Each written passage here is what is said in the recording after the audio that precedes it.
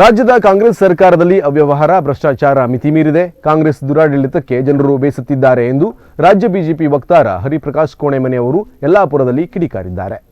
ರಾಜ್ಯದಲ್ಲಿ ಅಧಿಕಾರ ನಡೆಸುತ್ತಿರುವ ಮುಖ್ಯಮಂತ್ರಿ ಸಿದ್ದರಾಮಯ್ಯ ನೇತೃತ್ವದ ಕಾಂಗ್ರೆಸ್ ಸರ್ಕಾರದಲ್ಲಿ ಅವ್ಯವಹಾರ ಭ್ರಷ್ಟಾಚಾರ ಮಿತಿ ಮೀರಿದೆ.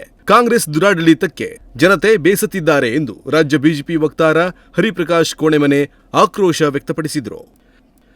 ನಾವು ಯಾಕೆ ಸಿಬಿಐ ತನಿಖೆ ನಡೀಬೇಕು ಅಂತ ಹೇಳ್ತೀವಿ ಅಂದ್ರೆ ಇದು ಕೇವಲ 14 ಸೈಟುಗಳ ವಿಚಾರ ಅಲ್ಲ.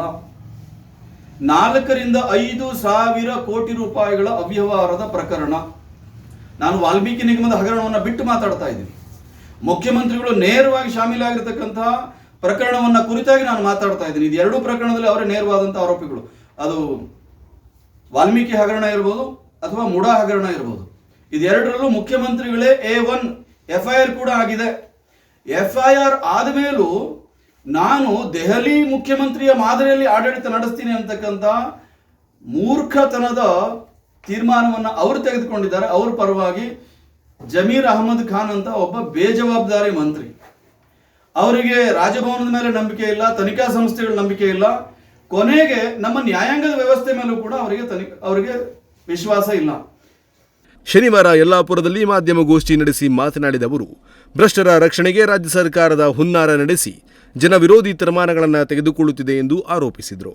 ಅನೇಕ ವರ್ಷಗಳಿಂದ ಮೌಲ್ಯಾಧಾರಿತ ರಾಜಕಾರಣಕ್ಕೆ ಹೆಸರಾಗಿದ್ದ ಕರ್ನಾಟಕದಲ್ಲಿ ಇಂದು ಕಾಂಗ್ರೆಸ್ ಪಕ್ಷದ ದುರಾಡಳಿತ, ಭ್ರಷ್ಟಾಚಾರ, ಅವ್ಯವಹಾರಗಳಿಂದ ರಾಜ್ಯದ ಜನರು ತಲೆ ತಗ್ಗಿಸುವಂತಾಗಿದೆ. ಸದ್ಯದಲ್ಲಿಯೇ ಸಿಎಂ ಸಿದ್ದರಾಮಯ್ಯ ರಾಜೀನಾಮೆ ನೀಡುವುದು ನಿಶ್ಚಿತ ಎಂದು ಹೇಳಿದರು. ದೇಶದಲ್ಲಿ ಸ್ವತಂತ್ರ ತನಿಖಾ ಸಂಸ್ಥೆಗಳು ಇರಬೇಕು ಅನ್ನುವಂಥದ್ದು ಸಂವಿಧಾನದ ಆಶಯ ಮತ್ತು ಆ ಸಂವಿಧಾನದ ಆಶಯದ ಪ್ರಕಾರ ಆಡಳಿತ ನಡೆಸಿರ್ತಕ್ಕಂಥ ಎಲ್ಲರ ಆಶಯ. ಸಿಬಿಐ ಕರ್ನಾಟಕದಲ್ಲಿ ಸರ್ಕಾರದ ಅನುಮತಿ ಇಲ್ಲದೆ ಯಾವುದೇ ತನಿಖೆಯನ್ನು ನಡೆಸಬಾರದು ಅನ್ನುವಂಥ ತೀರ್ಮಾನವನ್ನು ಸಂಪುಟ ತೆಗೆದುಕೊಂಡಿದೆ. ಇದರ ಜೊತೆಗೆ ಈ ಹಿಂದೆ ಲೋಕಾಯುಕ್ತವನ್ನ ಬರ್ಖಾಸ್ತ್ ಮಾಡಿದ್ದನ್ನು ನೀವು ಕಂಪೇರ್ ಮಾಡ್ಕೊಳ್ಳಿ, ನಿಮಗೆ ಆ ಕಣ್ಣು ಮುಂದೆ ಆ ಚಿತ್ರಣ ಬರುತ್ತೆ. UPA ಆಡಳಿತ ಇರತಕ್ಕಂತಹ 9 ರಾಜ್ಯಗಳು ಈ ಕುಖ್ಯಾತಿಯನ್ನು ಗಳಿಸಿದ್ದು. ಭ್ರಷ್ಟರು, ದುರಾಡಳಿತ ನಡೆಸ್ತಕ್ಕಂಥವರು CBIಯನ್ನ ನಿಷ್ಕ್ರಿಯಗೊಳಿಸಿದ್ರು. 10ನೇ ರಾಜ್ಯ ಆಗಿ ಕರ್ನಾಟಕ ಇವತ್ತು ಸೇರ್ಪಡೆ ಆಗಿದೆ. ಕರ್ನಾಟಕಕ್ಕೆ ಈ ಕುಖ್ಯಾತಿ ಬೇಕಾ ಅನ್ನೋದನ್ನು ನಾವು ಕೇಳ್ತಾ ಇದ್ದೀವಿ. ಎರಡನೇದು, ಕಾಂಗ್ರೆಸ್ ಸರ್ಕಾರ, ಕಾಂಗ್ರೆಸ್ ನಾಯಕರ ಆಶಯಕ್ಕೂ ಕೂಡ ಹೇಗೆ ಈ ಸರ್ಕಾರ ವಿರುದ್ಧವಾಗಿ ನಡೀತಾ ಇದೆ ಅಂತ 1983ನೇ ಇಸವಿಯನ್ನು ನೀವೆಲ್ಲರೂ ನೆನಪು ಮಾಡ್ಕೊಳ್ಬೇಕು. ಕೇಂದ್ರ ಮತ್ತು ರಾಜ್ಯಗಳ ಸಂಬಂಧ ಹದಗೆಡತಕ್ಕಂಥ ಸಂದರ್ಭ.